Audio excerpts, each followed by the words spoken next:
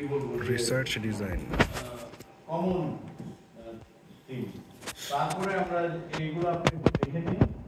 আমি এবার আরো কিছু কনসেপচুয়াল পয়েন্ট অ্যাড করতে চাই। একটা হচ্ছে হোয়াট ইজ থিওরি। কে বলতে পারবে হোয়াট ইজ থিওরি? থিওরি কি জিনিস? Theory, what is theory?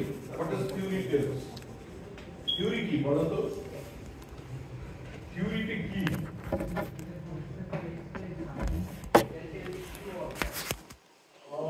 That can always fall. Yeah, true, because it is tested. Theory tries to explain a phenomena by giving their relationship among the variables and to try to establish a fact.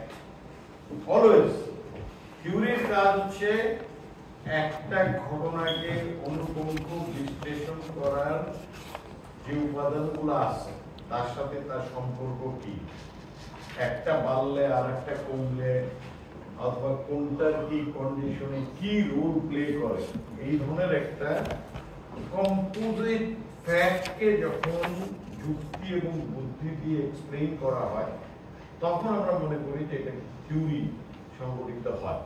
তা আমরা it try to explain if and then situation. For example, if the supply is less, the price will be high.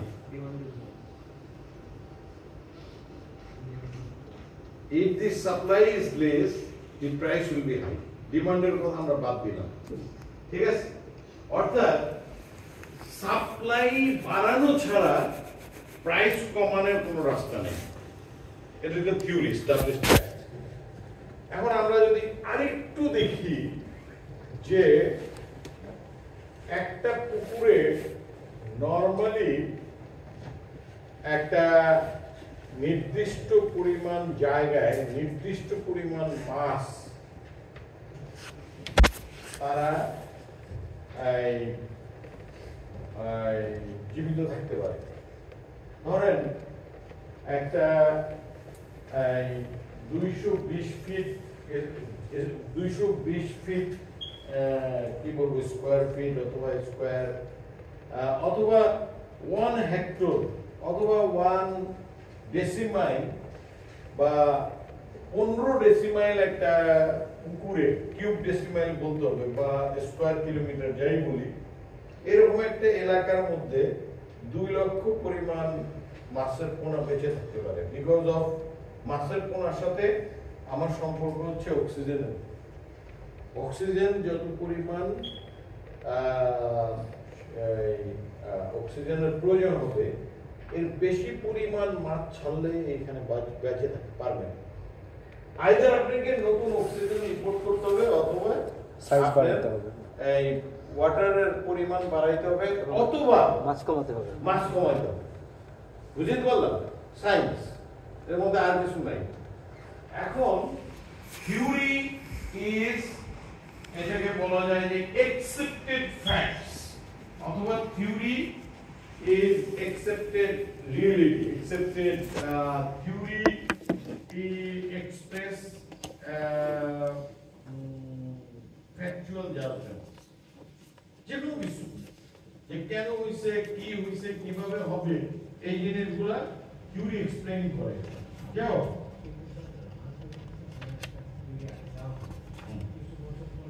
হ্যাঁ, এখানে ওকে, এখানে আমি বলতেছি until further truth is explored. If it is challenged, then new theory will come out. ঠিক আছে, আপনি একটু advance thinker. এটা বলছি কারণে যে theory is accepted if it is not challenged. Until further truth is not added. ঠিক আছে, থিওরি ওই পর্যন্ত ঠিক যে পর্যন্ত না এটা চ্যালেঞ্জ না হইছে। চ্যালেঞ্জ হয়ে যদি নতুন কোনো কিছু অ্যাড করা যায় তাহলে আবার থিওরিটিক্যাল চেঞ্জ হবে। ঠিক আছে, সো এটা ঠিক আছে। এখন আমরা বলতে পারি যে theory is not ultimate truth always.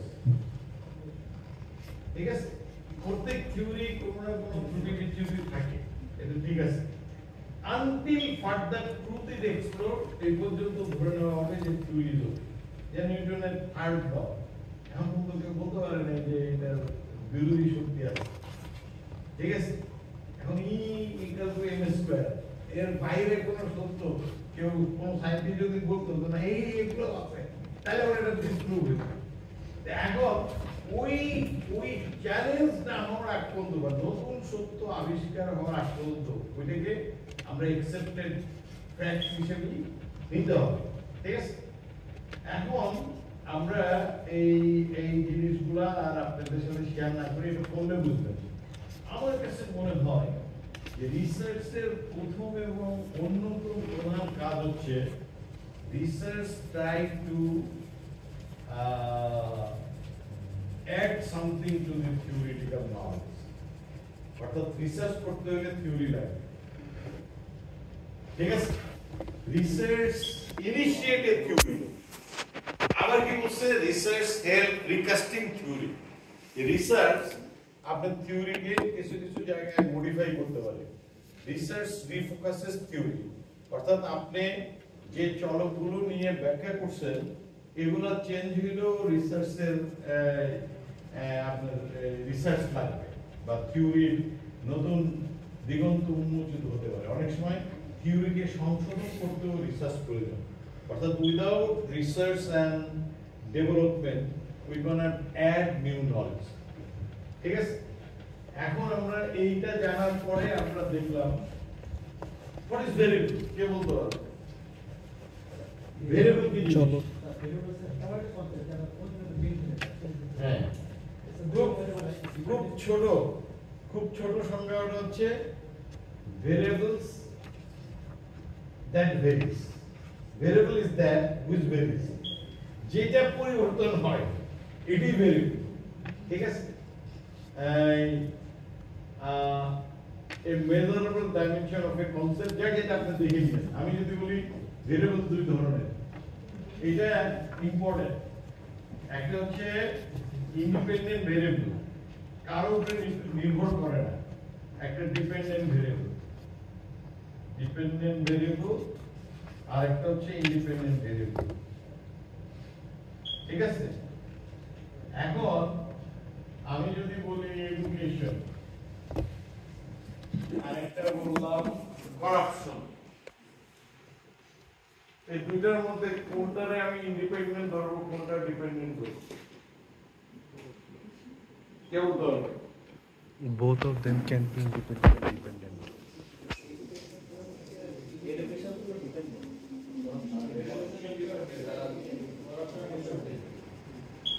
ওকে তার মানে হচ্ছে যে এটা আপনার ব্যাখ্যা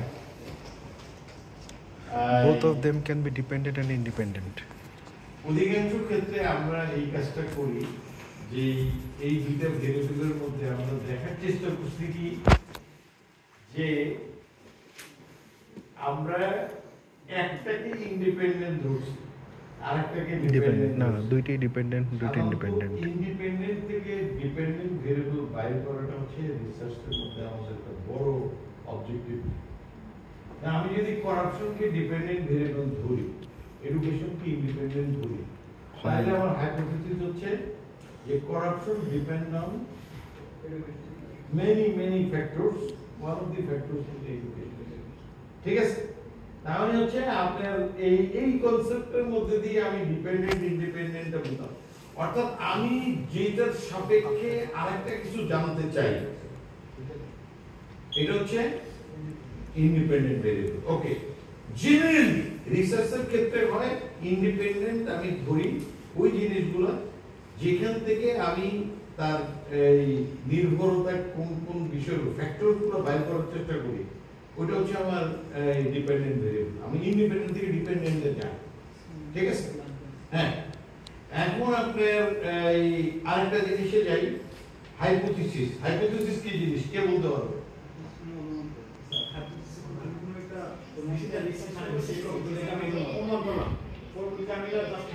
এখন এটা একটা ফাউন্ডেশন কোর্স সবাই কথা বললে তো আর এটা আপনি হাত তুলেন এটা বেস্ট হ্যাঁ আপনি বলছিলেন বলেন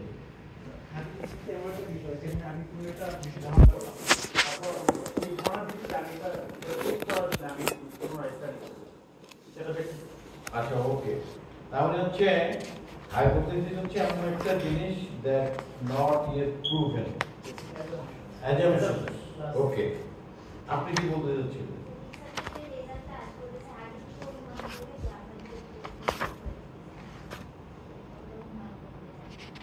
ওকে ঠিক আছে এখন যেটা হচ্ছে যে আমি যদি এইভাবে বলি এই হাইপোথিসিস হচ্ছে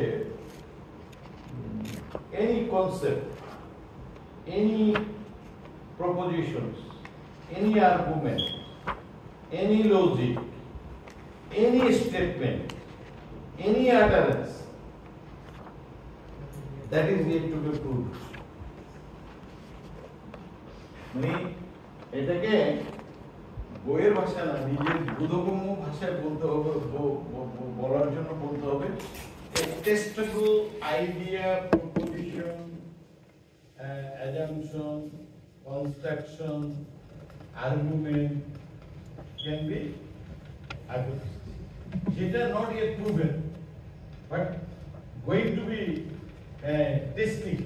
ঠিক আছে এই জিনিসটা আমরা মোটামুটি বুঝলাম যে a testable idea, a testable argument, a testable statement, a testable thinking, a testable assumptions, a testable propositions, a testable concept. যাই বলি এটাকে বলা যাবে হাইপোথিসিস হাইপোথিসিস আপনি নিজে দেখে নিন আমরা আরেকটা জিনিস একটু জানা প্রয়োজন সেটা হচ্ছে অনেক কনসেপ্ট আসতেছে আমি জানি না সবগুলো মাথায় থাকবে কিনা আজকে যেই একটু দেখে ফেলতে হবে তাহলে দেখবেন অনেক জিনিস কম থাকবে না unit of analysis this is another very critical thinking unit of analysis হচ্ছে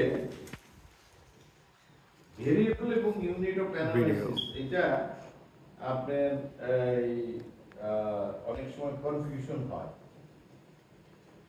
ইউনিট অফ অ্যানালাইসিস হচ্ছে based on what my thinking will be done. For example, unit of analysis হইতে পারে একটা সোসাইটি হইতে পারে একটা কান্ট্রি হইতে পারে একটা মানুষ হতে পারে একটা ঘটনা হতে পারে একটা ইনস্টিটিউশন হতে পারে ঠিক আছে এটা অনেক ধরনের বিষয় আসতে পারে প্লেসেস হতে পারে ন্যাশন হতে পারে প্রোগ্রামস হতে পারে দিস ক্যান মানে যে কোনো জিনিসই ইউনিট অফ অ্যানালাইসিস আসতে পারে এখন এই ক্ষেত্রে সাধারণত দুই রকম ভুল হয় দুই রকম ভুলের মধ্যে একটা হচ্ছে আপনার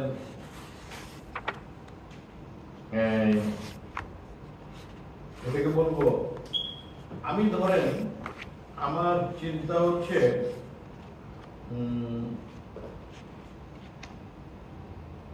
হেলথ মিনিস্ট্রির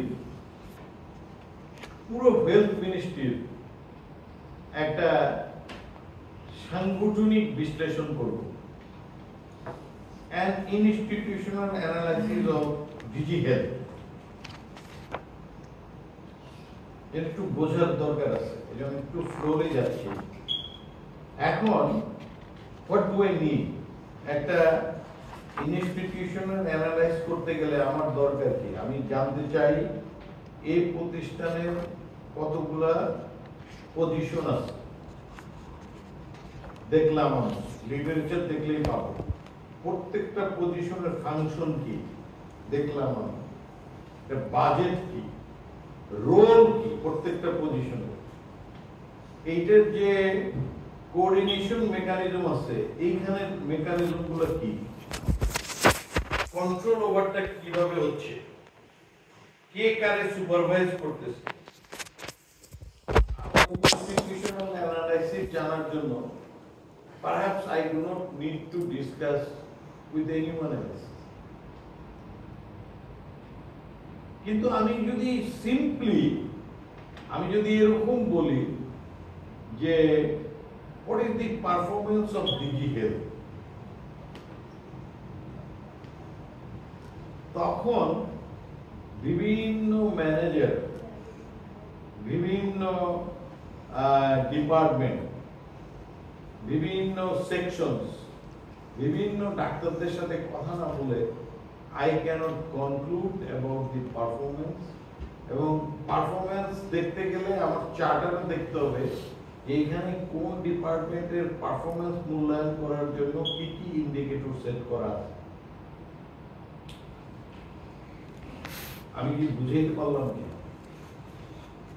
জিনিসটা হচ্ছে যে what my point of thinking is, ওটাই হচ্ছে ইউনিট অফ অ্যানালাইসিস, যে আমি ব্যক্তির পারফরম্যান্স দেখব না প্রতিষ্ঠানের সাংগঠনিক পারফরম্যান্স অ্যানালাইজ করব, বা ইনস্টিটিউশনাল অ্যানালাইসিসের মধ্যে আমি দেখলাম যে আমি শুধুমাত্র চার্টার অফিসিয়াল ডকুমেন্টগুলো দেখে কিন্তু আমি বাইর করতে পারবো যে এই ইনস্টিটিউশনের এই সমন্বয়ের মেকানিজম কি, এই ইনস্টিটিউশনের রোলগুলো কিভাবে, মানে রোলের মধ্যে ডুবিয়াসনেস আছে কিনা, এর মধ্যে দ্বৈততা আছে কিনা, এগুলো আমি বাইর করতে পারবো। এইখানে ধরেন একটা এক্সাম্পল দেই, যেমন ধরেন আমরা অনেক সময় দেখা যায় যদি এরকম বলি the officials come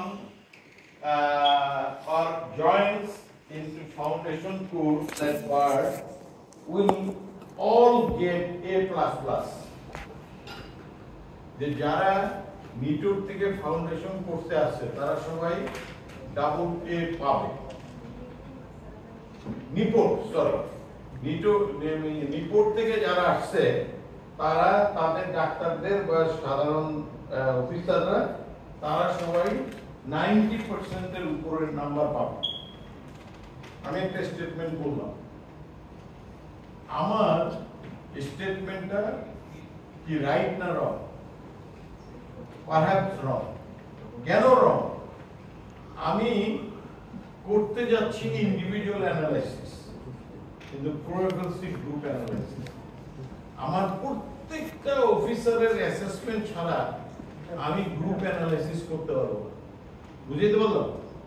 এই যে আমি যখন এটা দুই ধরনের ফলস হয়, একটা হচ্ছে এই two kinds of fallacy occurs, একটা হচ্ছে ইকোলজিক্যাল ফলাসি আর একটা হচ্ছে রিডাকশন। এখন ইকোলজিক্যাল ফলাসি কখন হয়? আমি যদি বলি all PhD students are talented but it doesn't mean that all will get A++, ঠিক আছে? আমি মূল্যায়ন করতে যাচ্ছি ব্যক্তিকে কিন্তু আমি মানে ইউনিট ধরছি গ্রুপকে। দিস ইজ রং, এটা করা যাবে না। অপোজিটলি যদি আমার অ্যানালাইসিস থাকে রিডাকশনিজমের ক্ষেত্রে this fault occurs when a researcher draw inference about groups, societies or nations directly from evidence gathered about the behaviors of individuals. বিদেশে যে ধরেন আমি খুব খারাপ ব্যবহার করছি বিদেশি দেশ আছে, সাতপেরা গালি দিয়ে বসছে বাংলাদেশি লোকজন সব ফাউল, এটা করা যাবে? মানে একজন বাংলাদেশি দিয়ে আপনি সমস্ত বাংলাদেশকে মূল্যায়ন করতে পারবেন না স্যার। যেটা আমরা সবসময় ভুল করি। আমরা সবসময় ভুল করি যে একজনের উপরে, যেমন ধরেন এই ধরনের ভুল হলে তখন এটা বলতে হবে রিডাকশনিজম বা ইন্ডিভিজুয়ালিস্টিক ফলাসি। অর্থাৎ আপনি গ্রুপ অ্যানালাইজ করলে গ্রুপকেই ধরতে হবে ইউনিট অফ অ্যানালাইসিস হিসাবে, আর যদি আপনি ইন্ডিভিজুয়ালকে অ্যাসেস করেন তাহলে ইন্ডিভিজুয়ালকে বেস করেই আপনি অ্যানালাইজ করতে হবে, ওখানে আবার গ্রুপ করলে হবে না, ঠিক আছে? যেমন in the last world cup Brazil Brazil তো না, আমি বলবো যে Argentina wins the cup due to the Messi's performance. This is wrong attacks. Why? Football is not a game of Single one person. ঠিক আছে? এইরকম ভাবে আমি কখনোই কোনো কনক্লুশনে যেতে পারবো না। এই দুইটা পয়েন্ট খুব ইম্পর্টেন্ট, ঠিক আছে? এখন আমি এই জায়গায় আইসা আমি একটু জাস্ট এই পর্যন্ত যা পড়াইছি এইটার একটা উদাহরণ তৈরি করি।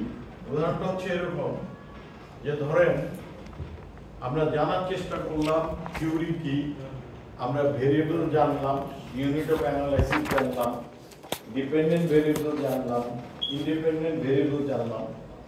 এখন আমরা যে কিভাবে রিসার্চ থিওরি বিল্ডিং করে এইটা জানার জন্য আমি ধরেন একটা ছোট্ট উদাহরণ দিচ্ছি। উদাহরণটা এরকম, আমরা এখানে কতজন ডাক্তার? 35। 34 আমার স্বপনে 35ই ধরি, 35 জন মিল্লা আমরা নীলাচলে গেছি। আমাদের উদ্দেশ্য হচ্ছে পিকনিক করা। আমরা এতদিন পর্যন্ত জানতাম যে 100 ডিগ্রি সেন্টিগ্রেড তাপমাত্রায় পানি ফুটে।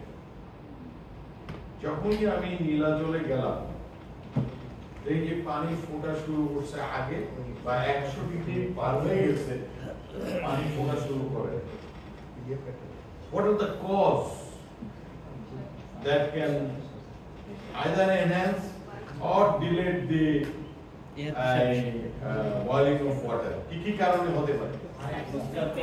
স্যার উপরে প্রেসার বেশি। আচ্ছা, হ্যাঁ, একটা হতে পারে হাইট, একটা হতে পারে প্রেসার, আর একটা কি হতে পারে? টেম্পারেচার, আর কি হতে পারে? জি একটা ফ্যাক্টর হতে পারে। জি কি? অল্টিটিউড একটা ফ্যাক্টর হতে পারে। গ্র্যাভিটি। অর্থাৎ হাইট, জি, প্রেসার, টেম্পারেচার, অল্টিটিউড। মাটির নিচেও হয়তো ফ্যাক্টর হতে পারে। We don't know. মাটির নিচে যদি যাই, সেখানেও দেখা গেল যে আপনার 100 ডিগ্রি সেন্টিগ্রেড তাপমাত্রার আগেই পানি ফোটা শুরু করতে পারে, অথবা সময় বেশিও লাগতে পারে। আমার এই যে নতুন সত্য আবিষ্কার হলো, এই সত্যর ফলে আমার আগের যে থিওরিম ছিল সেটা কিন্তু চেঞ্জ হলো। আমি এখন থিওরিমে বলতে হবে, আগে বলতাম যে 100 ডিগ্রি সেন্টিগ্রেড তাপমাত্রায় পানি ফুটতে শুরু করে। যখনই আমি টেস্ট করলাম, অন্য জিনিস পাইলাম, আমার বলার জন্য আমি বলতে হচ্ছে, কি বলতে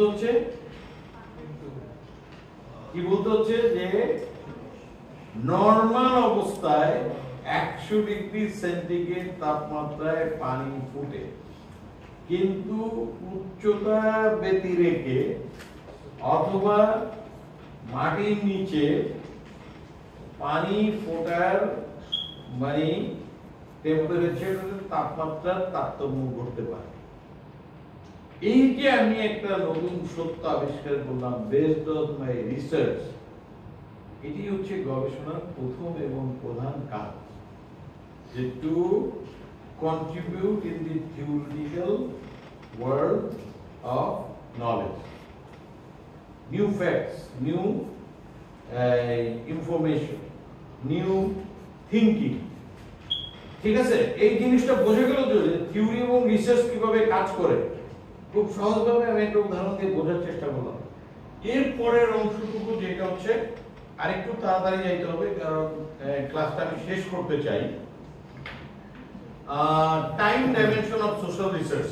মাইন্ডে একটু মনে রাখতে হবে যে টাইম ডাইমেনশন অফ সোশ্যাল রিসার্চের অনেক উদাহরণগুলো আপনাদের এখান থেকে আমি দেওয়ার চেষ্টা করব। একটা হচ্ছে ধরেন 180তম কোর্সের ফাউন্ডেশন ট্রেনিং কোর্সের ডাক্তারদের, এইটাও ধরতে পারি যে আপনাদেরটা কততম কোর্স? সেকেন্ড। 181 তো লেখা নাই। Second batch sir. Second Nipot. Second FTC for NIPORT faculty. এটা আসলে আমরা করে দিলে পারত। তো যাই হোক, এই সেকেন্ড এফটিসি অফ নিপোট ফ্যাকাল্টি, হ্যাঁ, এখন ধরেন আমি এরকম একটা জিনিসে আটারমেন্ট করলাম যে এই সেকেন্ড নিপোট এফটিসির ফাউন্ডেশন কোর্সের ডাক্তারদের বা পার্টিসিপেন্টদের প্রোফাইল আমি যদি জাস্ট সিম্পলি বলি যে foundation training course for NIPORT faculty colon দিয়ে যদি বলি এ প্রোফাইল অ্যানালাইসিস অথবা প্রোফাইল অ্যানালাইসিস সিম্পলি একটু বলি, আমি এখানে দেখলাম কয়জন মহিলা আছে। আচ্ছা, অ্যাকচুয়ালি হেড অফিসে এটা থেকে পাবো। আসসালামু আলাইকুম। হ্যাঁ নজরুল ভাই বলেন। মিটিং এ না আপনি কুইকলি বলেন, প্রপোজালটা ওই একটু আপডেট করে দিতে হবে, এই তো